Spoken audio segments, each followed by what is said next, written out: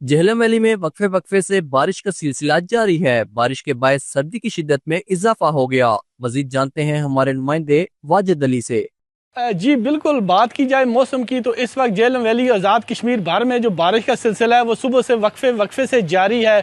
सुबह बारिश बहुत ज़्यादा तेज़ थी और इस वक्त जो बारिश में थोड़ी सी कमी तो आई है, लेकिन मौसम अभी तक चेंज नहीं हुआ। जो इस वक्त सूरत हाल है ठंड की वो उसमें इजाफा हो चुका है। झेलम वैली में इस वक्त जो ठंड का राज है और बुलंदो बाला पहाड़ों पर घटाओं का राज है। इस वक्त जो है सफ़ेद चादर घटाओं ने यहाँ पर ओढ़ रखी है।